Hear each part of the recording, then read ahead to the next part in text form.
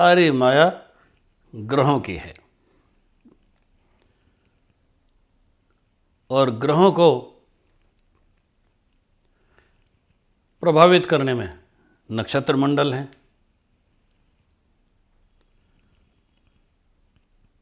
एक नक्षत्र समूह में आँखों से जो विजिबल हैं 6, 7, 8 नक्षत्र होते हैं, और उन्हीं में से एक प्रधान नक्षत्र के नाम से उस नक्षत्र मंडल का नाम रख दिया जाता है। कृत्तिका का मतलब एक नक्षत्र नहीं है। नंगी आंखों से तो 6-7 तारे ही दिखते हैं, जिन्हें धाय माता कहा गया है, जिन्होंने स्कंद को या स्वामी कार्तिकेय को पाला था, पार्वती के जो दूसरे पुत्र हैं। परंतु जब दूरबीन से देखते हैं तो उसमें सैकड़ों नक्षत्र हैं। पर ऋषियों ने क्या किया है, सरलता के उद्देश्य से, समझाने के उद्देश्य से सारी कृत्तिकाओं का मिलाकर एक स्वामी ग्रह डिक्लेयर कर दिया, सूर्य।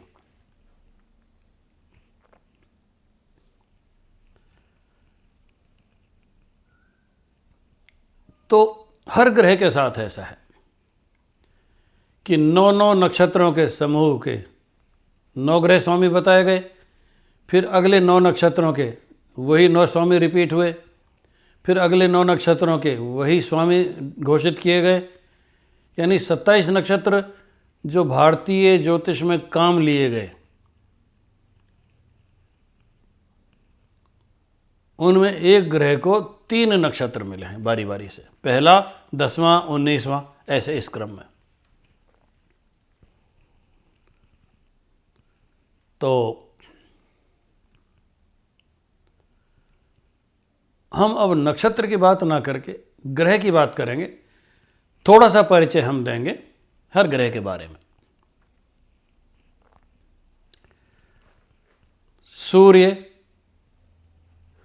देवों में प्रथम देवो नमस्तुभ्यम। देवों में प्रथम सूर्य क्यों कहे गए कि जैसे एक किसी सूक्ष्म बिंदु का महाविस्फोट हुआ, बिग बैंग बताया गया है जिसको खगोल वैज्ञानिकों ने, और उससे समस्त अंतरिक्ष जगत उत्पन्न हुआ। हमारे सूर्य के बारे में भी यही धारणा है कि इनसे ही सारे ग्रह निकले हैं टूट टूट कर।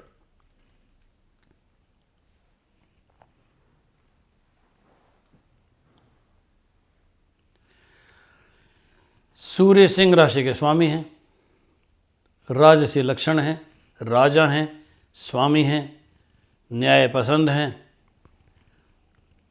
समस्त प्राणी जगत को प्रभावित करते हैं। सूर्य की रश्मियों से कोई तो पौधा जल जाता है, कोई प्राणदान पाता है। भारतीय जो माइथोलॉजी है, भारतीय उपनिषद हैं, भारतीय वैदिक ज्ञान यह कहता है कि सूर्य तो समान रश्मियों का वितरण करते हैं। प्राणी अपने कर्मों के कारण ही या तो प्राणदान पाता है या मृत्युदान पाता है। सूर्य सबके लिए समान है, समान रोशनी का वितरण है, समान गर्मी है, परंतु अपने अपने कर्मों के वशीभूत अलग अलग फल पाते हैं।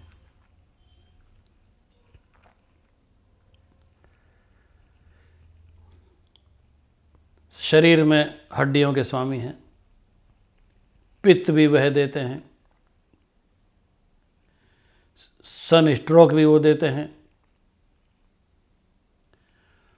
परंतु सबसे बड़ा जो गुण है भगवान सूर्य का, भुवन भास्कर का,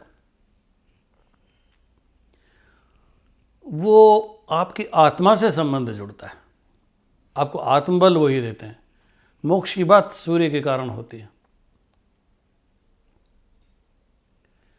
उपनिषदों में तरह तरह के विवरण सूर्य को लेकर मिलते हैं। यथा शतपथ ब्राह्मण में को लेख आता है कि पृथ्वी पर जब प्राण मुक्त होते हैं तो पहले मर्त्यलोक से निकलकर चंद्रलोक में जाते हैं। चंद्रमा का वह अदृश्य भाग जो हमें कभी भी नहीं दिखता, अधिकांश प्रेतात्माएं वहाँ रहती हैं। मरने के बाद प्रेत ही कहा जाता है, शास्त्रीय भाषा है। वहाँ से मुक्त हुए, कर्मों का भार कम हुआ तो आगे सूर्यलोक में जाएंगे। सूर्यलोक को भी अगर पार कर गए, परंतु उसके लिए बहुत कर्म क्षय करने पड़ते हैं, तो ऊपर द्युलोक में जाता है। और इस तरह से एक एक लोक की उन्नति होते हुए और वो भगवान कृष्ण के अंतिम धाम नित्यधाम गोलोक में आत्मा का प्रवेश होता है, पुराण का प्रवेश होता है, अगर वो सब कर्मों से मुक्त हो गया हो, उनका क्षय हो गया। तो असंभव सी बात है, ये बहुत कम लोग कर पाते हैं। दूसरा, कभी कभी ब्रह्मा से भी सूर्य का समीकरण किया जाता है। एक और समीकरण है जिसमें द्वादश आदित्य में से सबसे आधुनिक जो आदित्य हैं विष्णु को माना गया है, इंद्र सबसे पुराने हैं, और सूर्य का समीकरण भगवान विष्णु से किया जाता है। तो ये माइथोलॉजी है, दर्शन है। हम जिन सूर्य को जानते हैं वो ग्रह हैं, उनका अपना सौरमंडल है, अपना परिवार है। एक कक्षा में वो भ्रमण करते हैं। जैसे मुर्गी होती है ना, उसके 5-7 बच्चे, जिधर मुर्गी मुड़ती है उधर ही बच्चे भी मुड़ जाते हैं। इसी तरह से अपने कक्षा पथ में सूर्य जिधर भी जाते हैं उनके बच्चे यानी कि ग्रह उनके साथ साथ ही, अंग्रेजी शब्दावली है, ऑसिलेशन या दोलन करते हैं। यूँ खगोल शास्त्र का कहना है कि सूर्य पहले ठीक पूर्व दिशा और पश्चिम दिशा में गमन करते थे। किसी खगोलीय घटनाक्रम के कारण सूर्य ने अपना कक्षा बदल लिया, और गणित यह है कि 50 सही 1/3 विकला प्रति वर्ष उनकी कक्षा मूल कक्षा से दूर होती जा रही है। पुरानी गणनाएं कला विकला में आती थी। 30 डिग्री एक राशि की, 30 डिग्री में से 1 डिग्री जिसको 1 अंश कहते हैं, 1 अंश में 60 कला और 1 कला में 60 विकला। ऐसी 50 सही 1/3 विकला प्रतिदिन प्रति वर्ष सूर्य उस मूल कक्षा से यूँ थोड़ा थोड़ा थोड़ा दूर होते जा रहे हैं। इकट्ठा होते होते होते ऐसी मान्यता है कि 285 ईस्वी में सूर्य ठीक पूर्व दिशा में था यहाँ, और फिर यूँ अब करते करते अब 24 डिग्री दूर हो गई दोनों कक्षाएं, 24 डिग्री दूर हो गई। इसको हम ज्योतिष की भाषा में अयनांश कहते हैं। ऐसा माना जाता है कि ये अयनांश बढ़ते बढ़ते और वापस फिर अपनी मूल स्थिति में आएंगे सूर्य। भारतीय ज्योतिष ने इस गणना को अपने काम में ले लिया है, और इसीलिए भारतीय ज्योतिष का नाम निर्यण ज्योतिष है, निह अयन ज्योतिष है। अयन की कैलकुलेशन उसमें शामिल है, यानी सूर्य का जो विचलन हो गया है मूल कक्षा से, उस अंतर को गणनाओं में शामिल कर कर हम भविष्यवाणियाँ करते हैं। पाश्चात्य ज्योतिष सायन ज्योतिष कहलाती है, स अयन। तो यह तो सूर्य की माया हुई। जो ग्रह सूर्य के पास चला गया, बहुत नज़दीक आ गया, हम कहते हैं अस्त हो गया। सूर्य के नज़दीक जाने से या सूर्य से दूर होने से ग्रहों की गति में अंतर आते हैं। मान लो बृहस्पति से सूर्य चलते चलते, बृहस्पति तो 1 साल में राशि बदलते हैं, सूर्य बृहस्पति से 5 राशि आगे हो गए तो ग्रह वक्री हो जाते हैं, बृहस्पति वक्री हो जाएंगे। बृहस्पति, शनि और मंगल तीनों इसी विधि से वक्री होते हैं कि सूर्य उनसे जैसे 5 राशि आगे गए और वक्री हो गए।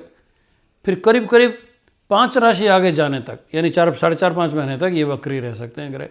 और सारा जो ग्रह विज्ञान है वो गतियों में अंतर से ही परिभाषित होता है। तो ग्रहों के वक्री या अस्त होने का कारण सूर्य से उनकी दूरी है, और मनुष्य पर या प्राणी जगत पर जो प्रभाव आता है उसका कारण ग्रहों की गति है। ये थोड़ा जटिल है, इसको जब बताएंगे, सिखाएंगे, जब बताएंगे। अभी आप ये समझ लें कि सूर्य सबसे महत्वपूर्ण है, ग्रहों की गतियों को नियंत्रित करते हैं, और जीव जगत में जितना भी जो आप ये देखते हैं, चलना फिरना, घूमना, रोशनी, अंधेरा, ऋतुएं, सब सूर्य के कारण है।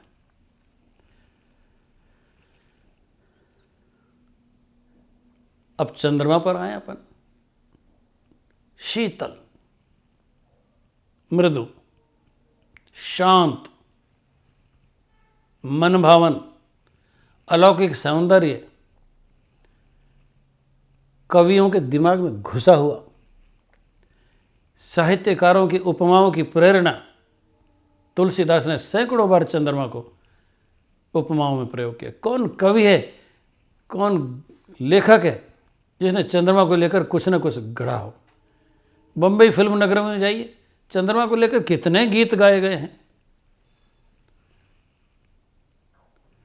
तो फिर एक सबसे बड़ी बात है कि फलित ज्योतिष के दृष्टिकोण से यद्यपि सूर्य और चंद्रमा ग्रह नहीं हैं, पर इनको ग्रह मानते हुए व्यवस्थाएं दी गई हैं, क्योंकि वो कुछ नियमों का निश्चित पालन करते हैं। चंद्रमा पृथ्वी के इतने करीब हैं, कभी बहुत करीब थे, अब दूर होते जा रहे हैं, उनका आकार भी बड़ा होता जा रहा है।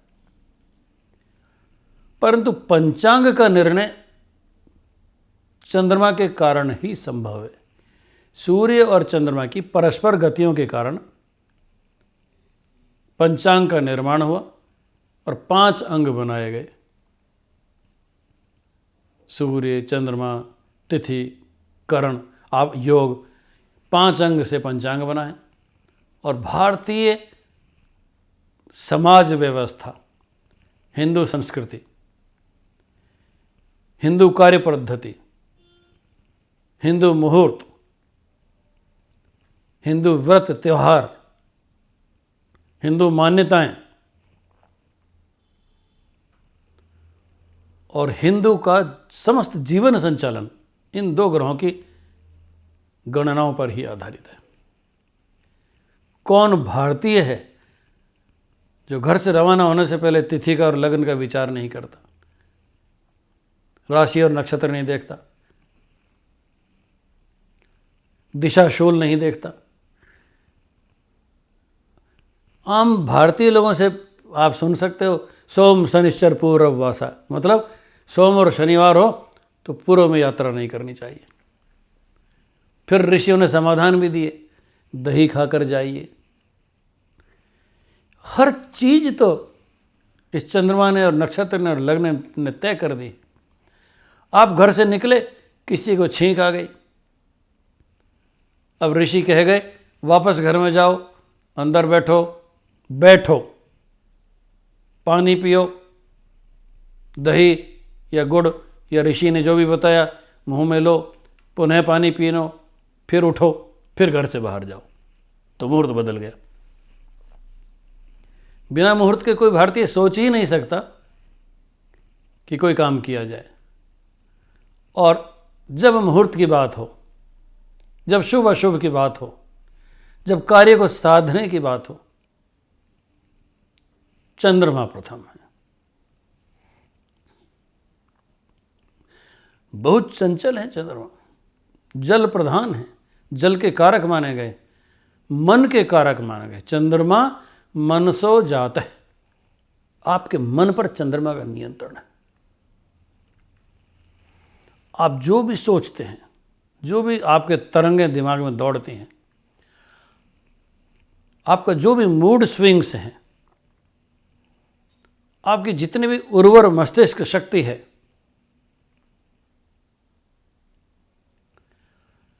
आपके जितने भी मनोवेग हैं, आपका जितना भी मनोविज्ञान है, आपके स्वभाव की जो भी चंचलता चपलता है, आप में जितनी भी परिवर्तनशीलता है, आपके शरीर में जितना भी जल है, सब चंद्रमा है। कवियों की तो बातें छोड़ दीजिए, सारी उपमाएं और नारी मुख की उपमाएं तो चंद्रमा से दी गई। वो महान गर्ग ऋषि, कृष्ण भगवान के गुरु, यादव कुल का आचार्य, उन्होंने गर्ग संहिता में लिखा है, जब ब्रह्मा विष्णु महेश कृष्ण के सत्य धाम में, नित्य धाम में गए, तो वहाँ जो सखी थी उनकी, कृष्ण की, जिन्होंने उनका इंटरव्यू लिया, उसका नाम भी था शतचंद्रानना, 100 चंद्रमाओं के आनंद जैसी, मुख जैसी, कांति जिसकी हो। तो चंद्रमा एक प्रमाण हो गए, उपमा हो गई, सौंदर्य का प्रतिमान हो गया। चंद्रमुखी है ना, बहुत लोकप्रिय नाम है। पूनम जैसी है मेरी तो बहू। पूनम का मतलब पूर्णिमा का चंद्र। वाह, पूर्णिमा का जन्म हुआ तो समझ लीजिए सफल होंगे ही होंगे। और चांदी के पाए में जन्म हुआ, समझ लो धनी होंगे ही होंगे। दूसरे, पांचवें और 9वें भाव में चंद्रमा का मतलब यह व्यक्ति धनी बनेगा ही बनेगा। और ये गणित किस पर आधारित है? चंद्रमा पर। तो साधारण नहीं है हमारे चंद्रमा। टेक्सटाइल्स,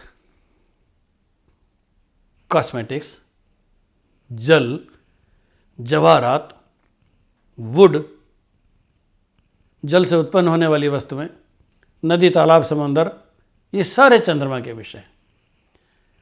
जहाँ समुद्र की उत्ताल तरंगों पर चंद्रमा का नियंत्रण है, आपके शरीर में केवल कुछ लीटर जल है, वो भी चंद्रमा के नियंत्रण में। आपके मन मस्तिष्क पर, कंप्यूटर की हर चिप पर चंद्रमा का नियंत्रण है। हर मेमोरी कार्ड में चंद्रमा है, चंद्रमा का मैग्नेटिज्म है। अद्भुत है चंद्रमा। इसलिए सबसे छोटे होते हुए भी नवग्रहों में सबसे महत्वपूर्ण। शुक्ल पक्ष की हम इंतजार करते हैं और कृष्ण पक्ष की हम कोशिश करते हैं कि कम शुरुआत की जाए। दुनिया के महान व्यक्तित्व ने शुक्ल पक्ष में जन्म लिया और अमावस्या में हमने युद्ध तय किया जिससे जल्दी खत्म हो जाए। तो यह सब चंद्रमा पर आधारित है।